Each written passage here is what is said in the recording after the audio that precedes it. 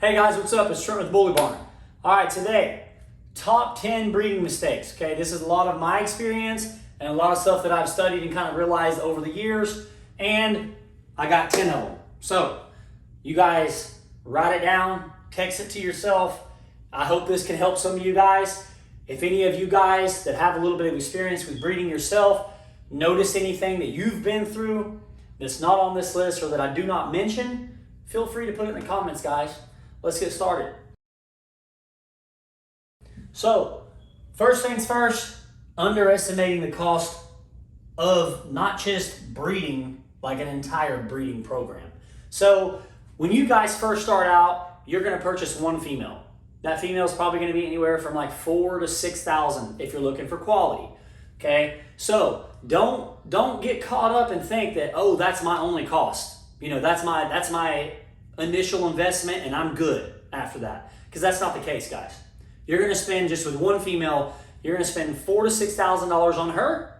You're going to spend a lot of money on miscellaneous stuff. You're going to spend money on crates, pads, toys, leashes, collars, $500 to $600 of dog food per year, and it actually could go quite a bit higher than that depending on what you're feeding, depending on what all you feed, including vitamins and stuff like that. Okay, then you're going to breed the female, so you're going to spend some money on a stud fee, probably anywhere from $1,500 to $2,500 range. It's pretty average for something that's somewhat, you know, quality. You got progesterone testing, you've got vaccinations, just miscellaneous vet checkups and stuff that you may, kind of hiccups you may have here and there, an ear infection, or they got some kind of virus, kennel cough, ringworm, like all the common stuff out there that your dog could catch, depending on where you go and what your dog's exposed to. So, do not underestimate the cost of breeding. If you have quite a few females, you're going to be spending a lot more money than that. But like I said, guys, even with just one female, I didn't even mention surgicals, C-sections. I did mention PG testing though, but there's a lot of money involved in breeding, okay? So do not underestimate how much money you're gonna spend while investing in your breeding program. Investing is also very important. So, number 2, make sure that you have time. And what I mean by that is make sure that you have time, or you have a support system that can help you accomplish all the things that you need to accomplish.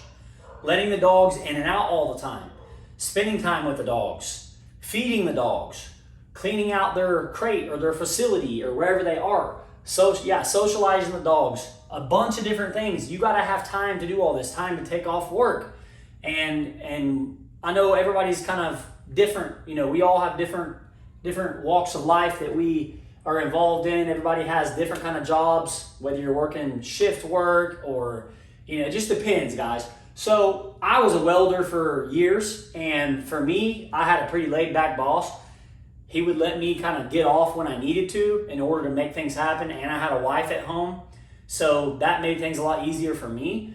Obviously, I do this full time now as well, and just make sure that you have time to do this.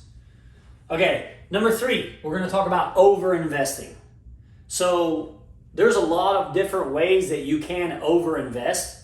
You can buy way too many dogs to start off with because you see somebody else doing the same thing, and that's probably not, chances are that's probably not going to work out too well for you, especially depending on what you're buying too. If you're buying quality or not, okay? Because you could go the cheap route and buy a ton of real cheap, non-quality pet home, you know, females or bullies to start with, and that's going to hurt you in the long run. Which what's going to happen is you're going to pay for stud fees, you're going to make breedings happen, and then the product is not going to turn out the way you want.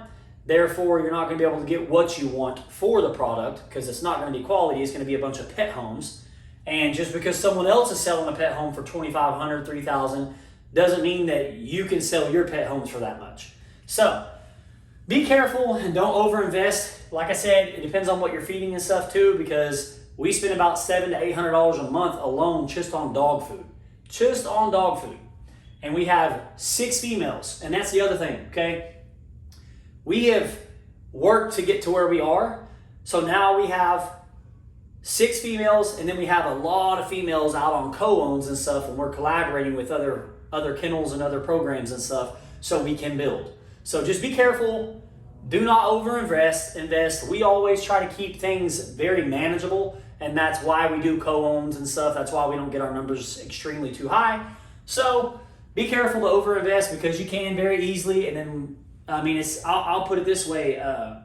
It's like starting a business of some kind. Like, say you buy a ton of product in bulk, and you're gonna turn around and try to market and sell this product, but you can't sell the product in time and you run out of money.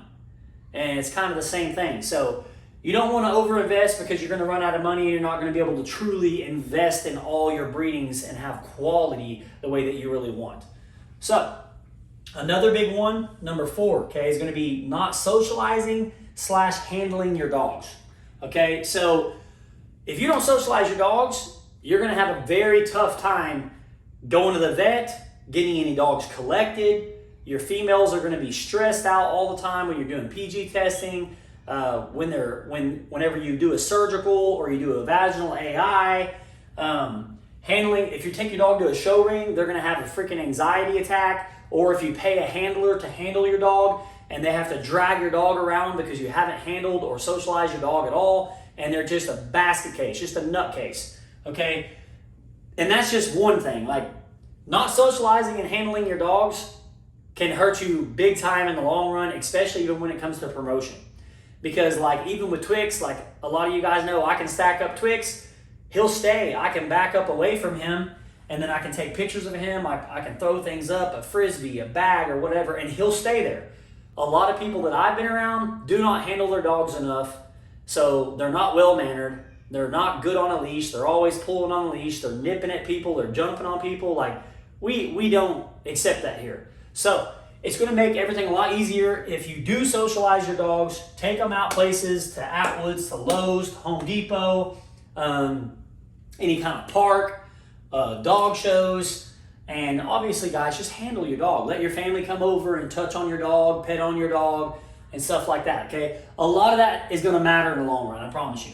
And that's a big mistake that a lot of people make. Okay, so let's do number 5. Waiting too long to advertise. Okay, so a lot of people think, oh, I'm going to do a breeding, I'm going to keep a dog off of it, and then I'm going to start advertising. Don't do that, guys. Start advertising as soon as you can. I watched a video the other day about a 24-year-old millionaire, and she was saying that one of the biggest tips that she can give to anyone is, no matter what you're doing or where you're at in the process, make content. And nowadays, we live in this content era where it's just a big deal. Like, there's influencers out there, social media influencers out there that make millions of dollars, and there's tons of them that quit their jobs to do it full time. Okay, so I'm not the best at it myself. I get on here and try to give you guys, what I go through, the steps and stuff that I do.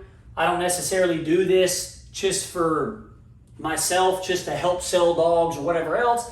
I'm out here giving free game, trying to let you guys know a lot of my mistakes that I made along the way, and then a lot of mistakes that I've seen other people make as well. And this is also a big one. So do not wait too long to advertise, guys. I'm telling you, advertise, advertise, advertise. Platforms do not get built overnight. That's basically what I'm saying, guys. So it's not going to happen overnight. We'll move on. Okay, number 6, don't be greedy. Okay, and especially when it comes to collaborating with folks or co-owns. Okay, you cannot be greedy, because it's not going to get you anywhere. You're going to be there's power in numbers. It's like partnerships in a way. You're going to be much better off if you can get along with people and move forward, because there is power in numbers, and you're going to be able to build and collaborate and reach further heights just by not being greedy. Okay, so that's a huge one, and think about that every time you make a decision, or you talk to someone, or you have a collaboration going down with someone, or a pup back deal going down with someone, or if someone hits you up and says, hey, what do you think about doing this? Don't just count it out and don't say, hey, he's just out for himself. Think about it and see if maybe you might change some of the criteria that was brought to your attention, and maybe you guys can work it out. Don't be greedy. There's power in numbers, and it's huge. That's a big one. A lot of really successful people didn't get there on their own. Okay, so Another one too, and this one, I'm probably gonna have a lot of Karens talk about this one in here. Not prioritizing profit, okay? No matter what, if you're really good at something, okay, and you can do it and you have a passion for it and you can make money, you can make a living doing it, why would you not do it? Okay? I do this full time. I love what I do, guys, and I do prioritize profit. Okay? It is a big deal because we cannot continue to do what we do if we do not have profit. And at the end of the day, if you have a breeding program, it is a business. Okay? You can't do it. You can't do it for free unless you're just made of money and you just throw money away like crazy. All right? There is a lot of money involved in breeding. Okay? So you need to prioritize profit, especially if you want to be able to invest in your program. It's a big deal. All right, guys. Number 8, not believing in yourself. Okay? This is another huge one. A lot of people don't realize what you can accomplish just by having the right mindset, believing in yourself, and going for it. A lot of breeders that have become extremely successful have worked their tail off, they believed in themselves, and they kept putting pups on the ground, kept working for that better product, and they believed in themselves. And then they noticed it, and then they advertised it, they shared it, they worked for it, they handled the dogs, they went to the show ring, they did what they need to do. I'm a spitting image of that myself, guys. Produced 6 champions, and we have many more that are very, very close to champing out, okay? And I've believed in myself from the start, and I can say, you know, it's a big deal, and it really matters, okay? So don't have that doubt. You got to believe in yourself, guys. It's a really big deal. All right, number 9, okay, lack of breed knowledge. This is also a huge one, and there's a lot of different aspects that come to this one, okay? As far as studying that standard, okay, go back and watch really, really old videos, kind of dig up some history of the breed and see what created this breed, see what these dogs used to look like, because I'm telling you, these dogs look completely different than they did 10 years ago. I mean, the evolution is crazy. So, lack of breed knowledge, and I'm talking about, guys, I'm talking about even just like collecting, even if you've never collected a dog, like everybody starts somewhere. And even myself, obviously, I don't know everything, guys. I'm giving you my experience and what I think in a lot of my videos. So, lack of breed knowledge is huge. I'm always learning, okay? I'm always experiencing more, I'm learning more. If I can soak up some knowledge somewhere, I'm going to. So never be afraid. Don't act like you know it all either. You know, that's a big deal. You don't know it all, you can always learn. So study the standard, especially before you start breeding, because you need to know exactly what the standard calls for so you know what to pair together to improve. Because this breed still has a long way to go.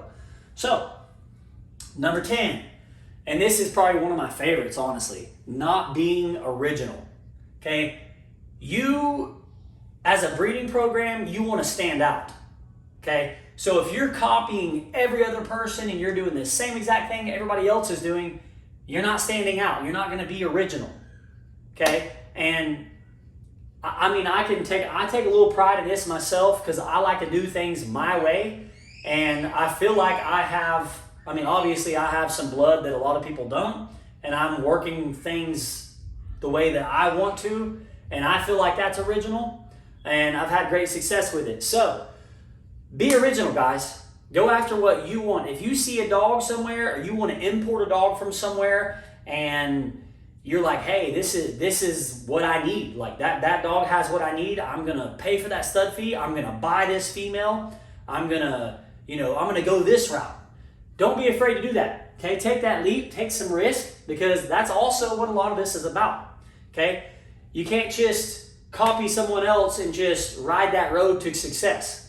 I am a firm believer in being original is what can make you stand out and be different from others, and you can create a market for yourself and your own breeding program. All right, guys. I know I probably rambled a little bit on some of these, but these are super important to me. That's why I wrote them down. These are my top 10. So I hope that helped out. And like I said, guys, if you have some experience yourself, or you have some mistakes that you have maybe made, or maybe you think that I didn't put something on this list that could have been added, feel free to comment below, guys. Also, if you have any other video topic ideas, comment below. Don't forget to like, subscribe, please. You guys have no idea how much that really helps us here at Bully Barn. We just reached 6,000 subscribers. I want to give a huge shout out to all of you guys. I freaking love you. Anyway, Follow us on Instagram at bully.barn.b. Feel free to text me. My number is 405-568-6846. If you guys have any questions, feel free to holler. Y'all take it easy.